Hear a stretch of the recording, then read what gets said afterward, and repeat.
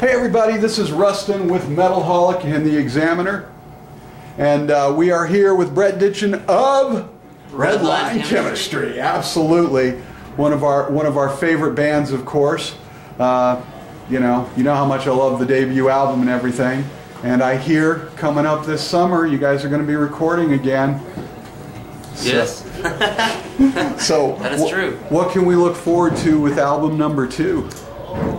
Well, we changed some things up. We're working with a new producer, Nick Raskulinix and Matt Hyde, who are doing some pretty big things right now.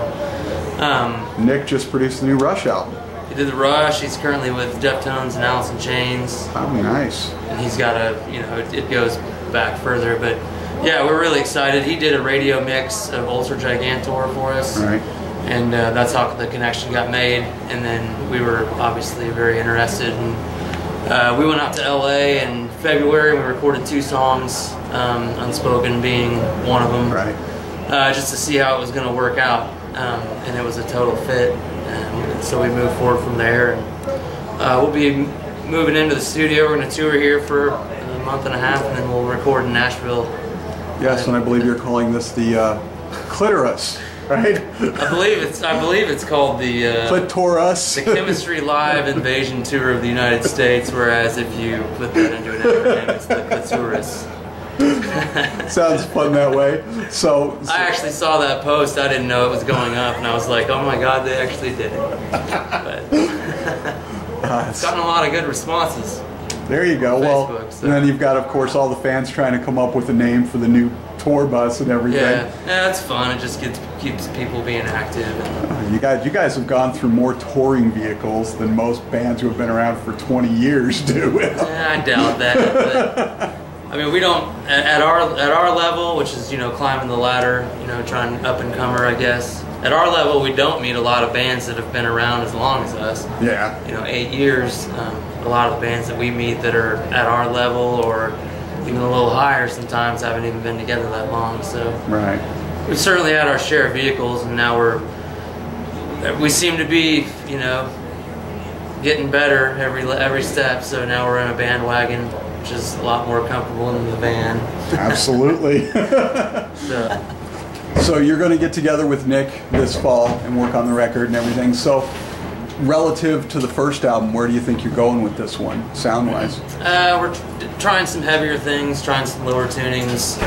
The songs are, somewhat dark, epic. We really just had a chance to, after touring for so long on the first record, that whole cycle really just allowed us to get experience under our belt. Being a real band on a national level, touring, just gelling, playing all these shows, and it just helped us kind of come together. And when we got back in the studio, we were far more a cohesive band in the writing process than we had ever been. So we really gelled well, and the songs just started coming out, and we were able to let the songs breathe a lot more and really look at them, step away from them, work on other stuff, come back to them and refine them.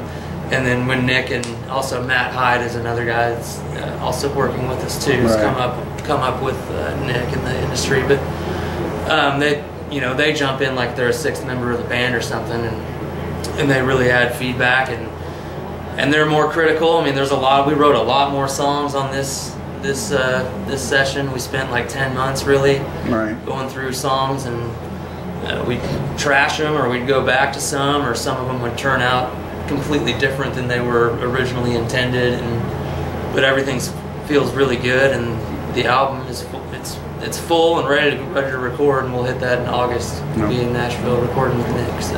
Well, and you're here in Boise tonight, and as I was just saying to the guys and otherwise, this sort of unusual. I could probably count on one hand the number of times bands have kicked off a tour here in Boise of all places.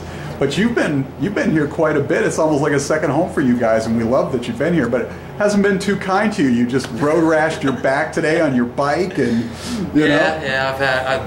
Last year I tore didn't tear it. I strained my MCL on stage, and then I'm getting off the bus. I'm riding my BMX bike, and within 50 yards I bumped off the handle and took a roll. So I'm not really a professional.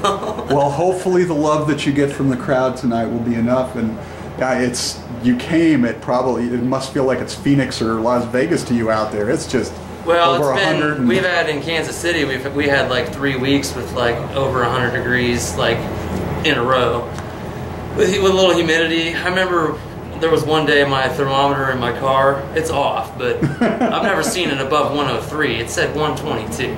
Oh, so yeah. It's been pretty hot. It's hot everywhere right now. Yeah, mine was at 111 when I drove down here today, so. But I don't mind it. I mean, yeah, we love the Northwest, and you know, doing this run, starting up here, starting where we're familiar, you know, working our way down, and then we'll end up going all the way up to New York City, and then just kind of doing a big loop, and then up to the Northeast. So it's going to be a fun little run, and then can't wait to record, and then after that, it's go time. Right. Just can't wait to. Well, and of course, we got to say thank you to our good friends at 100.3 The X for bringing you guys here. Yes. Redline Chemistry and otherwise on a free show. You know, how does it get much better than that? So. Yeah, I've got to thank them for playing. I mean, they've been there for us and had us here on the last record and supported the songs and gave us a chance to get some exposure out here. So we're definitely grateful. And we'll definitely be looking forward to the second album. Never asked you this before, so I figured I'd ask you today while you're here. Do you recall the first album that you ever bought that really made a difference for you?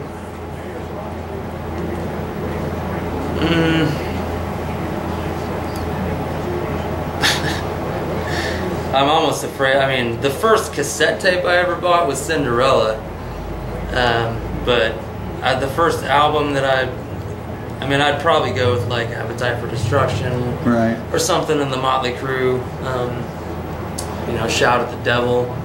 I was a really young kid at that age, and my brother was like in high school, right at the prime of the hair metal and the Motley Crue and all that. So he really kind of got me into all that. So that's what got me into like the rock side of stuff.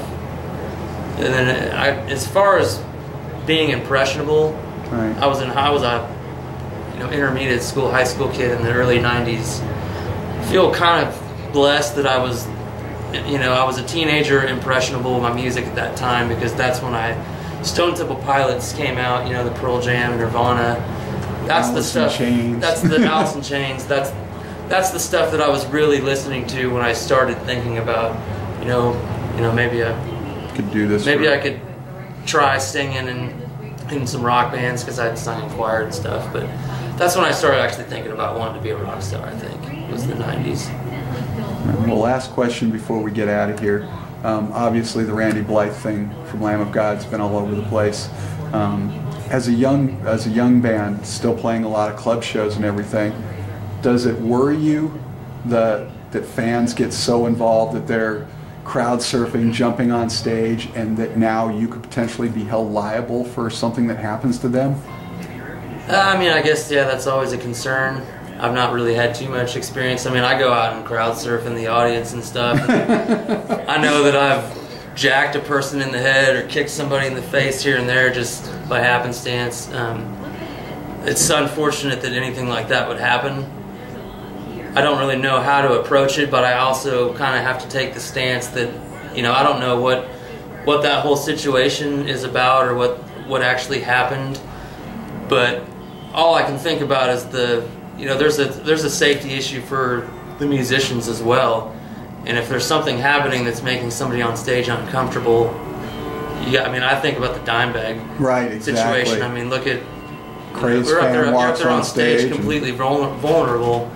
Something can happen, so that's a slippery slope, I guess. But it's all. You want everybody to be safe, but now, have you guys had a chance to tour Europe yet? No, we're just now starting to kind of get a little bit of radio support and stuff over in the Europe area, but there's been small talks. But we're hoping that that's going to happen. That's obviously the next step after the U.S. We'd love to, if we can make enough headway this next year and make enough progress, we're hoping that by next summer, maybe Europe could be a possibility. But sweet. It's yet to be seen. It'd be nice to get you over there and be seen by the crowd over there, because they're very responsive to American rock and roll as well. Obviously, massively passionate about your music. You love riding your bike and everything. So on our way out of here, Tell the fans something about you that might surprise them, something that you're passionate about that they might not know. I mean, my second passion is snowboarding. I've been doing that for about 15 years. Unfortunately, I live in Kansas City, so I can't get to it all the time. But I haven't missed a year in 15 years. And you came to Boise the wrong time of the year for that. Yeah, no, man. Every time we're on tour, I wish I had my board, especially in the winter. We're driving past Salt Lake, we're driving past Tahoe. I'm just like, ah. But I love that. Sometimes I'd actually rather be doing that than music. That's the most free I've ever felt. It's the most peace I ever feel. Is when I'm up there on a mountain. So that for me, it's just like that's just you and nature, man. That surfer's in. Just, it's a beautiful thing. Sweet. Brett from Redline Chemistry, thanks as always for taking time to talk with us. Thank you.